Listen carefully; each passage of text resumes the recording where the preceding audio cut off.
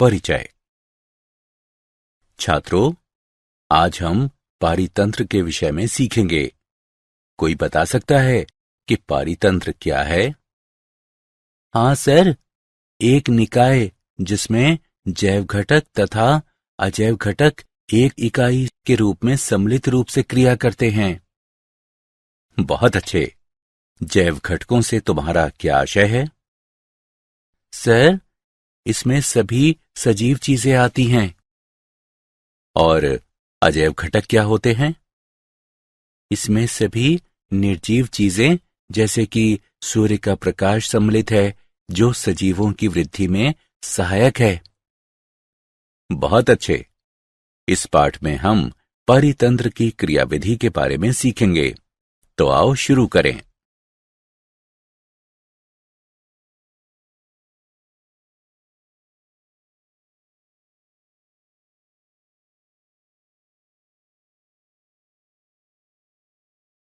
उद्देश्य। इस पाठ के अंत में आप निम्न करने में सक्षम हो जाएंगे: पारितंत्र की संरचना एवं प्रकार का वर्णन करना, पारिस्थितिक पिरामिड का वर्णन करना, पारिस्थितिक अनुक्रम की व्याख्या करना, पादपों के अनुक्रम का वर्णन करना, पोषक चक्र की व्याख्या करना और पारितंत्र सेवाओं के विषय में जानना। पारितंत्र संरचना एवं क्रियाशीलता।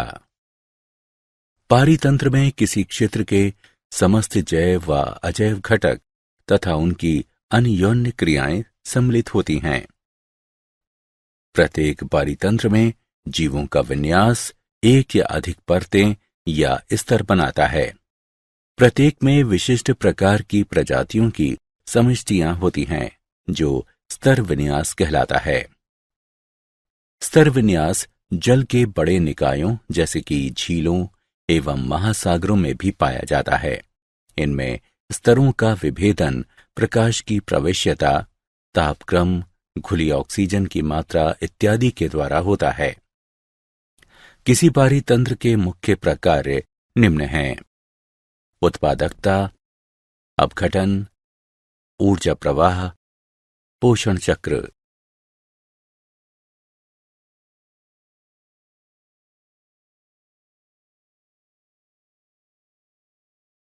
उत्पादकता। प्राथमिक उत्पादकता वह दर है जिस पर ऊर्जा को प्रकाश संश्लेषक तथा रसायन संश्लेषी स्वपोषियों द्वारा कार्बनिक पदार्थों में परिवर्तित किया जाता है। इसे भार प्रति ग्राम वर्ग या ऊर्जा किलो कैलोरी प्रति मीटर वर्ग के रूप में व्यक्त किया जाता है। जैव मात्रा के उत्पादन की दर उत्पादकता कहलाती है। इसे प्रति ग्राम वर्ग प्रति वर्ष के रूप में परिभाषित किया जाता है। उत्पादकता को सकल प्राथमिक उत्पादकता यानी जीपीपी तथा नेट प्राथमिक उत्पादकता यानी एनपीपी में विभाजित किया जा सकता है। किसी क्षेत्र या निकाय में उत्पादकता की कुल मात्रा सकल प्राथमिक उत्पादकता कहलाती है। कार्बनिक पदार्थ की एक निश्चित मात्रा का उपयोग उत्पादकों के जीवन हेतु श्वसन आदि में उपयोग कर लिया जाता है और अवशेष बचने वाली मात्रा नेट प्राथमिक उत्पादकता यानी एनपीपी कहलाती है। उदाहरण के लिए, पादप द्वारा उत्पादित जीपीपी की एक निश्चित मात्रा इसके अपने श्वसन हेतु उपयोग कर ली जाती है। एनपीपी बराबर जीपीपी माइनस श्वसन में क्षति हुई ऊर्जा। प्रति इकाई समय तथा क्षेत्रफल पर पोषितों की जैव मात्रा में बढ़ोतरी की दर द्वितीयक उत्पादकता कहलाती है। प्राथमिक उत्पादकता पोषक तत्वों तथा विविध पर्यावरणीय कारकों पर निर्भर होती है।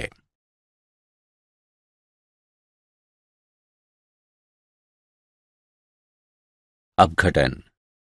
अपघटन वह प्रक्रिया है जिसमें जटिल कार्बनिक पदार्थ सरल कार्बनिक पदार्थों में और अंततः अकार्बनिक यौगिकों के रूप में खंडित किए जाते हैं। अपरद अपघटन हेतु कच्ची सामग्री होती है। अपरदाहारी ऐसे जीव होते हैं जो अपरद से आहार प्राप्त करते हैं और इसे सरल यौगिकों में विखंडित कर देते हैं। अपघटन के निम्न चरण होते हैं। खंडन, ये अपरद को सरल यौगिकों में विखंडित करने की प्रक्रिया है। निक्षालन, यह प्राकृतिक प्रक्रिया है जिसके द्वारा जल में विलय पदार्थ जैसे कि उर्वरक, कीटनाशी आदि खुलकर मृदा या अपशिष्टों से बाहर चले जाते हैं। अपचय, एंजाइमों द्वारा अपरद को सरल कार्बनिक यौगिकों में और फिर अकार्बनिक यौगिकों में परिवर्तित किया जाना अपचय कहलाता है। ये एंजाइम जीवाणुओं एवं कवकों जैसे अपघटकों द्वारा स्रावित होते हैं।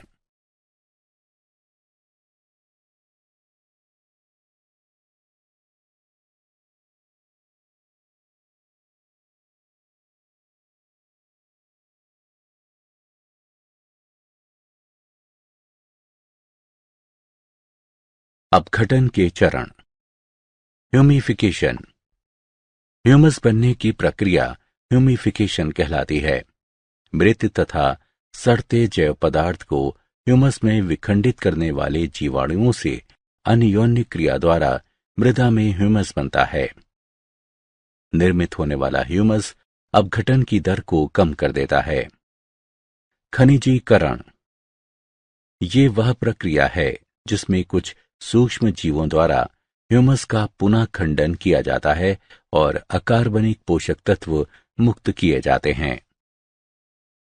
ऊर्जा प्रवाह, उत्पादक सामान्यतः पर्णहरित धारक स्वपोषित जीव होते हैं जो सूर्य के प्रकाश की सहायता से प्रकाश संश्लेषण क्रिया के द्वारा अकार्बनिक कच्ची सामग्रियों से कार्बनिक यौगिक बनाते हैं। हरित पादप पारितंत्र में उत्पादक माने जाते हैं। उपभोक्ता ऐसे जीव होते हैं जो अन्य सजीवों से पोषक तत्व या भोजन प्राप्त करते हैं। ये परपोषित होते हैं। चित्र में प्रदर्शित समस्त जंतु उपभोक्ताओं की श्रेणी में आते हैं। उपभोक्ता दो प्रकार के होते हैं, शाकाहारी और मांसभक्षी।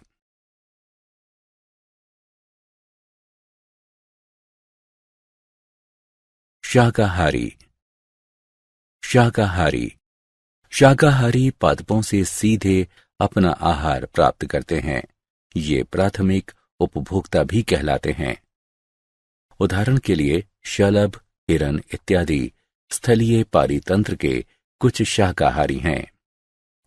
प्रोटोजोआ, मृदु कवची, क्रस्टेशियन इत्यादि कुछ जलीय पारितंत्र के शाकाहारी हैं।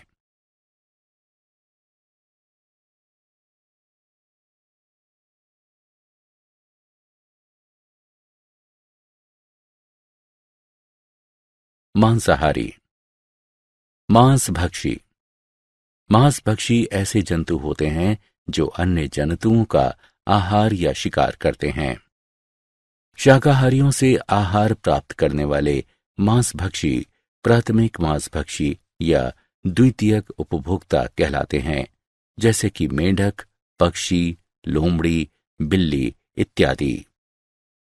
जो जंतु प्राथमिक मांसभक्षियों से आहार प्राप्त करते हैं वे द्वितीयक मांसभक्षी या तृतीयक उपभोक्ता कहलाते हैं, जैसे कि उल्लू, मोर, चीता, शेर इत्यादि। द्वितीयक उपभोक्ताओं का कुछ बड़े मांसभक्षियों द्वारा शिकार कर लिया जाता है। ये तृतीयक उपभोक्ता कहलाते हैं। बड़े मांसभक्षी जैसे कि शेर, चीता इत्यादि जिनका शिकार नहीं किया जा सकता, वे खाद्य श्रृंखला में शीर्ष स्थान धारण करते हैं और शीर्ष मांसभक्षी कहलाते हैं। पादपों एवं जंतुओं दोनों का उपभोग करने में सक्षम जंतु सर्वाहारी कहलाते हैं, जैसे कि मनुष्य। अपमार्जक मृतोपजीवी सूक्ष्म जीव जैसे कि जीवाणु और कवक इत्यादि होते हैं, जो उत्पादकों तथा उपभोक्ताओं के मृत शरीरों व उनके कार्बनिक अपशिष्टों से अपना भोजन प्राप्त करते हैं। अपमार्जकों को प्रायः उनके छोटे आकार के कारण सूक्ष्म उपभोक्ता भी कहा जाता है। स्रोत से पादपों में ऊर्जा का स्थानांतरण, जो सजीवों की एक श्रृंखला के माध्यम से आहार लेने और आहार बन जाने की प्रक्रिया द्वारा होता है, वह खाद्य श्रृंखला कहलाता है। चारण खाद्य श्रृंखला सदैव हरित पादपों से आरंभ होकर तृतीयक उपभोक्ता स्तर तक जाती है और हरित पादप सौर ऊर्जा को अवशोषित करने वाले पहले सजीव होते हैं, जबकि अपरद खाद्य श्रृंखला अपरदहारियों से आरंभ होती है। इस खाद्य श्रृंखला में जीवाणु और कवक प्रथम होते हैं। किसी पारिस्थितिक समुदाय में खाद्य श्रृंखलाओं का अन्योन्य संबंध खाद्य जाल कहलाता है।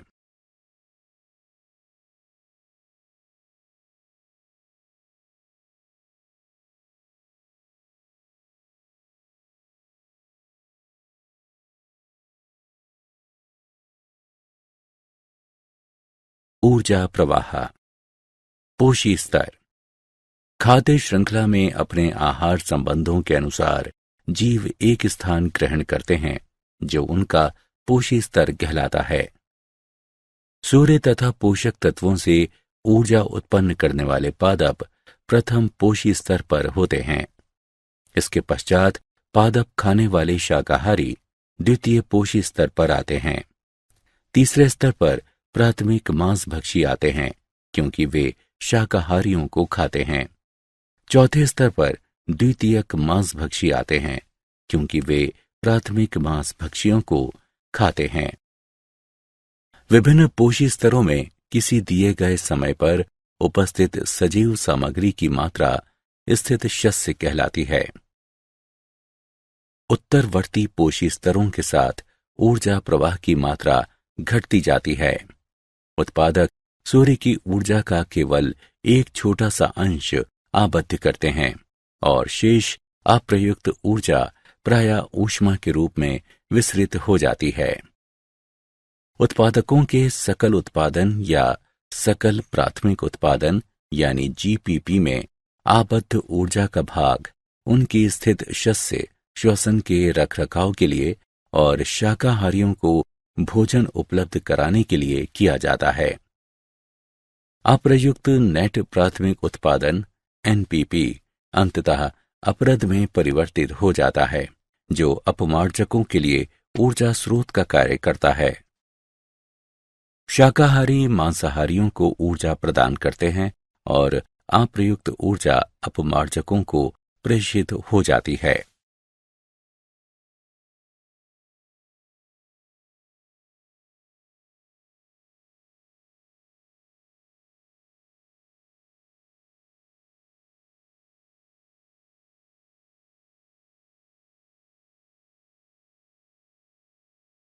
पारिस्थितिक पिरामिड सूची स्तंभ। पोषी संरचना को पारिस्थितिक पिरामिड के रूप में ग्राफीय तरीके से दिखाया जा सकता है। 3 प्रकार के पारिस्थितिक पिरामिड होते हैं। ये निम्न हैं: संख्या का पिरामिड, जैव मात्रा का पिरामिड और ऊर्जा का पिरामिड। संख्या का पिरामिड ये क्रमिक पोषी स्तरों पर संख्याओं के क्रम में उत्पादकों, शाकाहारियों और मांसभक्षियों के बीच संबंध प्रदर्शित करते हैं। निम्नतर से उच्चतर पोषी स्तरों तक जीवों की संख्या में क्रमिक घटोत्तरी होती जाती है। पारिस्थितिक पिरामिड सूची स्तंभ। पोषी संरचना को पारिस्थितिक पिरामिड के रूप में ग्राफीय तरीके से दिखाया जा सकता है। 3 प्रकार के पारिस्थितिक पिरामिड होते हैं। ये निम्न हैं: जैव मात्रा का पिरामिड।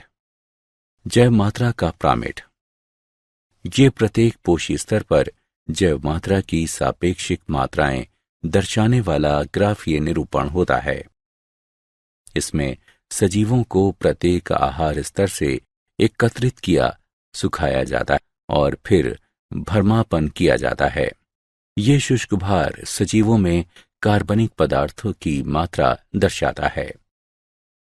जलीय पारितंत्र में जैव मात्रा का प्रामिड उल्टी आकृति वाला होता है, क्योंकि ये उच्चतर पोषी स्तर की ओर जैव मात्रा में तीव्र गिरावट प्रकट करता है।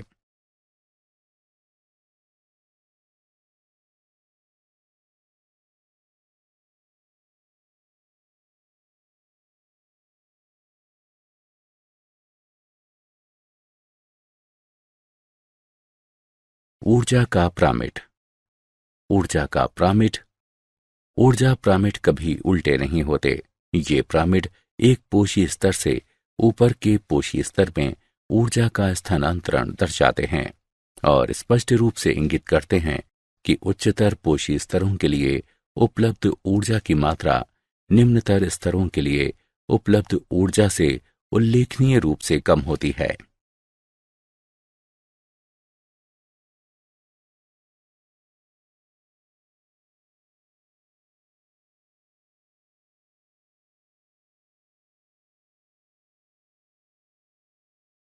पारिस्थितिक अनुक्रमण।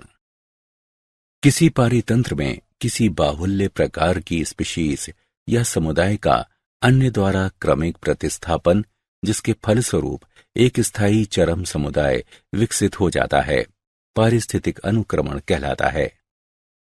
पारिस्थितिक समुदायों का संपूर्ण क्रम, जो आरंभिक स्थिति से लेकर चरम तक किसी क्षेत्र में क्रमिक रूप से स्थान घेरता है, क्रमक कहलाता है। अनुक्रमण की विशेषताएं।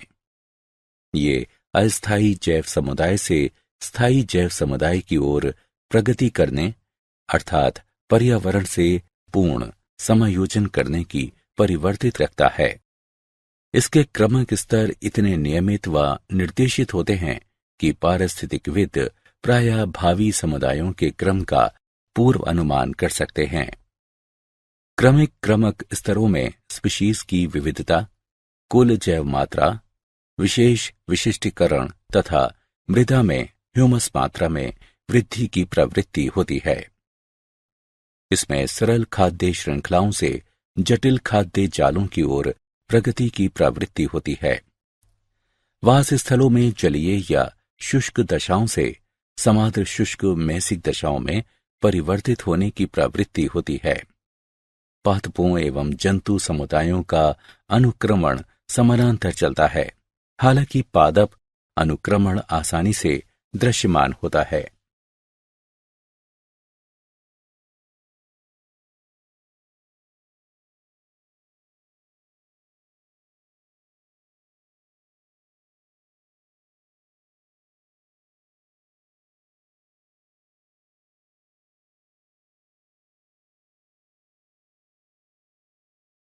पारिस्थितिक अनुक्रमण। अनुक्रमण के प्रकार। अनुक्रमण दो प्रकार के होते हैं: प्राथमिक अनुक्रमण, द्वितीयक अनुक्रमण।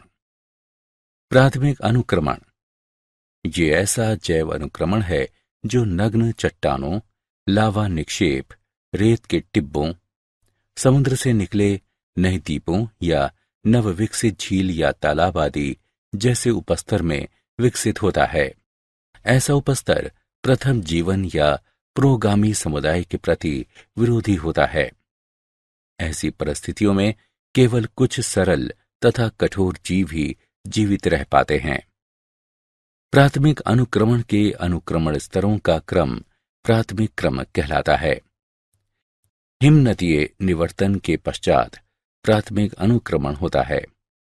हिमनदीय निवर्तन के पश्चात नग्न चट्टानें पीछे बची रह जाती हैं। समय के साथ इन चट्टानों पर मॉस और लाइकेन पनपने लगते हैं। जब ये मृत हो जाते हैं तो इनके कार्बनिक पदार्थ अपरदित चट्टान कणों से मिश्रित होकर सरल मृदा बनाते हैं। मृदा बनने के साथ घास और छोटे शाकीय पादप उगने शुरू हो जाते हैं। गहराई में मृदा अधिक जल धारण करती है। क्रमिक रूप से वृक्ष विकसित होते हैं, जिससे परिपक्व मृदाओं पर चरम समुदाय का विकास होता है।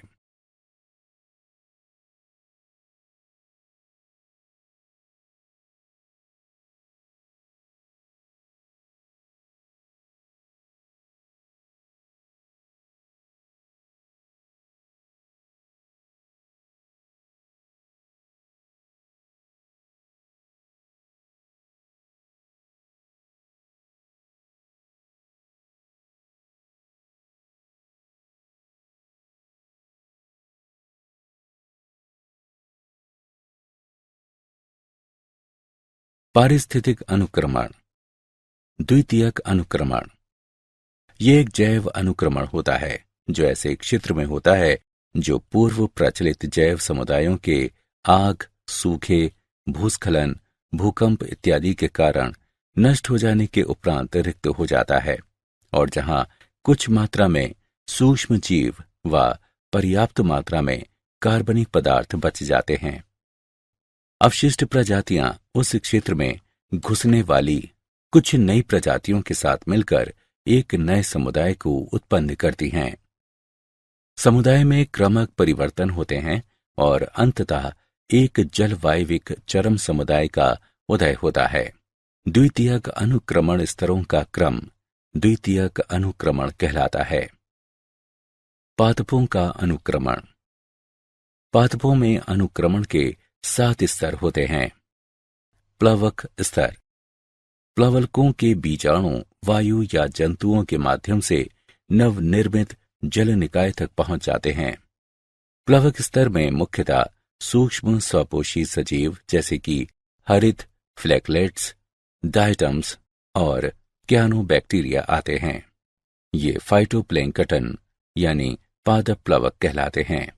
पादक प्लवकों की समष्टि प्राणी मंद प्लवकों यानी जूप्लैंक्टन से संतुलित होती है जो पादप प्लवकों को खाते हैं। पादप प्लवकों की मृत्यु और अपघटन सिल्ट से मिश्रित होकर तालाब के तल में नर्म कीचड़ बनाता है जो अगले क्रमक स्तर की समृद्धि हेतु अनुकूल होता है।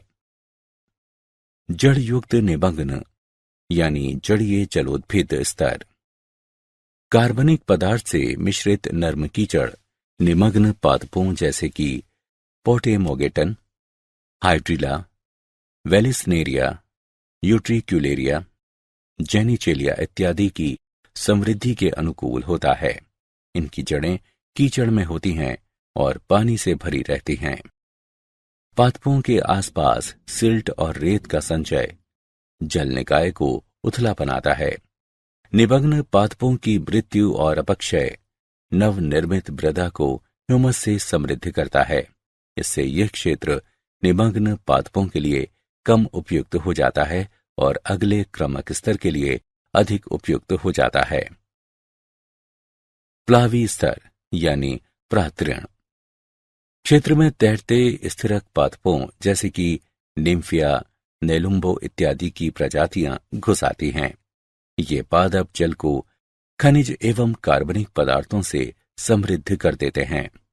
कुछ मुक्त प्लावी प्रजातियां जैसे कि Azolla, Lemna, Wolffia, Pistia, Spirodela, Eichhornia इत्यादि भी यहां प्रकट हो जाती हैं। प्लावी स्तर की तीव्र समृद्धि होने से तल और मोटा होता है तथा परिधि पर जल उथला हो जाता है। नरकुल अनुपस्तर। जलथलीय पादप जैसे कि टाइफा, फ्रैगमेटिस, सेगिटेरिया, स्क्रिप्स इत्यादि क्षेत्र में प्लावी पादपों को प्रतिस्थापित कर देते हैं। ये पादप प्रचुर मात्रा में कार्बनिक पदार्थ उत्पन्न करते हैं तथा जल की विशाल मात्रा को छानते हैं। ये पादप तलछटीय सामग्री व ह्यूमस को संचित करते हुए तट निर्मित करते हैं। उपस्तर अब दलदली भूमि में बदल जाता है। कच्छ शातवल स्तर। जल निकाय के दलदली तट पर कैरेक्स, साइपेरस और जंकस इत्यादि प्रजातियां आ जाती हैं। कुछ घास जैसे कि थेमेडा, डाइकेंथियम और कुछ शाख जैसे कि काल्था, कैंपनूला, पॉलीगोनम इत्यादि भी क्षेत्र को घेर लेती हैं। ये पादप इस क्षेत्र को और अधिक ह्यूमस समृद्ध बना देते हैं। काष्ठ भूमि स्तर। इस स्तर में इस क्षेत्र में कुछ झाड़ीनुमा पादप आ जाते हैं जो तेज धूप तथा जलमग्नता दशाओं को सहन कर सकते हैं। उदाहरण के लिए सेफेलेंथस ये छाया उत्पन्न करते हैं और तीव्र वाष्पोत्सर्जन द्वारा मृदा को शुष्क बनाते हैं। धूप तथा जलमग्नता सहन कर सकने वाले कुछ वृक्ष जैसे कि पापुलस, एलनस इत्यादि भी क्षेत्र में आ जाते हैं। ये पादप वाष्पोत्सर्जन करते हुए जल स्तर को और गिराते हैं तथा अधिक मृदा निर्माण करते हैं। चरम वन पूर्व अध्यासी विलुप्त हो जाते हैं और उनका स्थान अधिक छाया सहनशील और समोद्भिदीय प्रजातियां ले लेती हैं। इस प्रकार कभी गहरे जल के अंतर्गत रहा क्षेत्र अंततः एक वन में रूपांतरित हो जाता है। ये ध्यान रखना चाहिए कि चरम समुदाय की प्रकृति जलवायु पर निर्भर होती है। वन समुदाय तभी विकसित होता है जब जलवायु अधिक नम हो। शुष्क जलवायु में चरम समुदाय घास भूमि या किसी अन्य जीरक समुदाय में बदल जाता है। पोषक चक्रण सजीवों में तथा सजीवों व उनके भौतिक पर्यावरण के बीच पोषकों या तत्वों का संतत विनिमय जैव भू रासायनिक या पोषक चक्र कहलाता है। पोषक चक्र के प्रकार गैसीय और अवसादी। गैसीय पोषक चक्र के स्रोत वायुमंडल में उपस्थित हैं। कार्बन, नाइट्रोजन चक्र आदि गैसीय पोषक चक्र के उदाहरण हैं। अवसादी पोषक चक्र के स्रोत भूपप्रटी में उपस्थित हैं।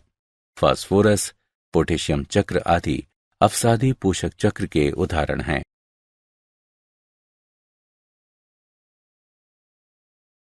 पारितंत्र कार्बन चक्र सभी सजीव कार्बन से बने होते हैं।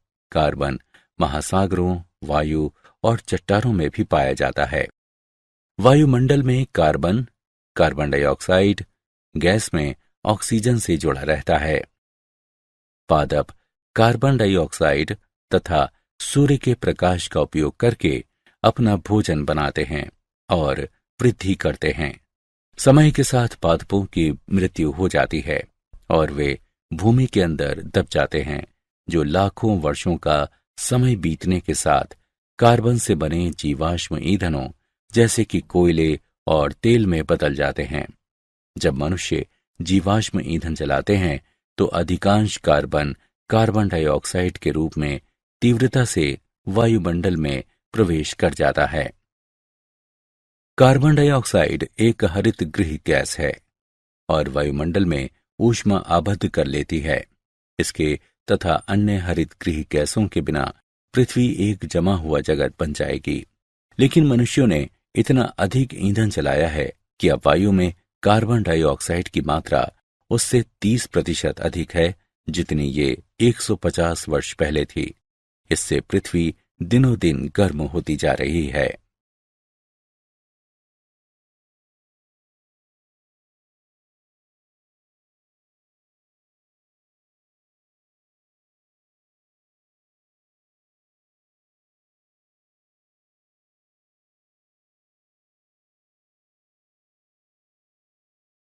पारितंत्र फास्फोरस चक्र।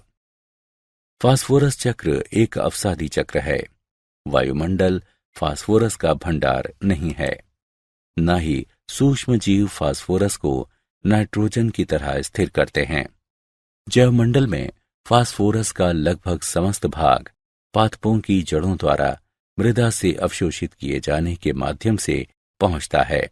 जब फास्फोरस खनिजों से युक्त चट्टानों का अपक्षय होता है तो मुख्यतः Ca5PO4 3OH घुल जाते हैं और सजीवों के उपयोग हेतु अकार्बनिक फास्फोरस का अपेक्षाकृत छोटा भंडार उपलब्ध हो जाता है। अधिकांश मृदाओं में पादपों द्वारा अवशोषित किए जाने वाले फास्फोरस का बड़ा भाग उन कार्बनिक अणुओं से आता है जिनका अपघटन होने से पादपों हेतु उपलब्ध अकार्बनिक रूपों में फास्फोरस मुक्त होता है। कार्बनिक आबद्ध पोषक तत्वों का पादप उपलब्ध रूपों में निर्मोचन खनिजीकरण कहलाता है। फास्फोरस का उपयोग सजीवों द्वारा ऊर्जा स्थानांतरण में न्यूक्लियिक अम्लों के एक घटक के रूप में तथा जैविक झिल्लियों के संरचनात्मक तत्व के रूप में किया जाता है।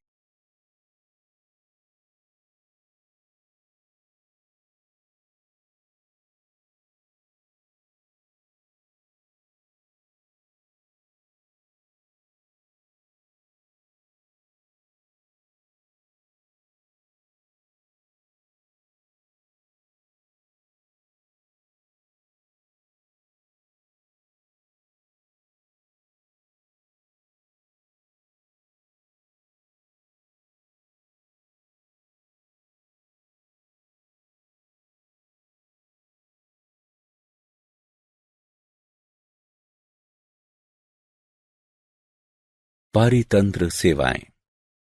पारितंत्र निम्न सेवाएं प्रदान करता है: वायुमंडल के गैसीय संघटकों का रखरखाव करना, वनों एवं महासागरीय तंत्रों द्वारा जलवायु नियंत्रण, प्राकृतिक कीट नियंत्रण, मृदा का निर्माण एवं संरक्षण, जल का संरक्षण एवं शोधन, पोषक चक्रण इत्यादि।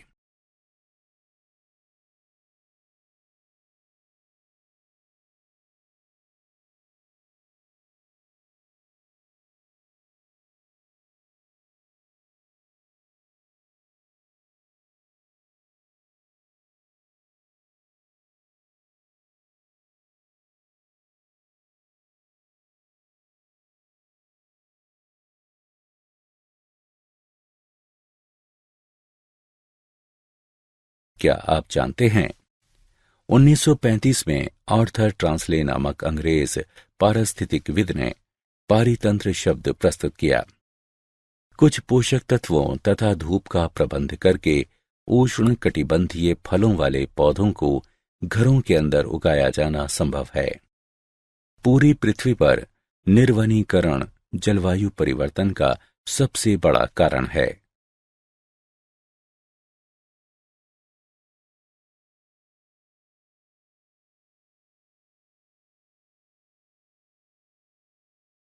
सारांश। आइए हमने जो कुछ सीखा है उसे संक्षेप में दोहराएं। पारितंत्र में किसी क्षेत्र के समस्त जैव व अजैव घटक तथा उनकी अन्योन्य क्रियाएं सम्मिलित होती हैं। जैव मात्रा के उत्पादन की दर उत्पादकता कहलाती है। कार्बनिक पदार्थ की एक निश्चित मात्रा का उपयोग उत्पादकों के जीवन हेतु श्वसन आदि में उपयोग कर लिया जाता है और अवशेष बचने वाली मात्रा नेट प्राथमिक उत्पादकता कहलाती है। एनपीपी बराबर जीपीपी माइनस श्वसन में क्षति हुई ऊर्जा। अपघटन वह प्रक्रिया है जिसमें जटिल कार्बनिक पदार्थ सरल कार्बनिक पदार्थों में और अंततः अकार्बनिक यौगिकों के रूप में खंडित किए जाते हैं। शाकाहारी पादपों से सीधे अपना आहार प्राप्त करते हैं। मांसभक्षी ऐसे जंतु होते हैं जो अन्य जंतुओं का आहार या शिकार करते हैं।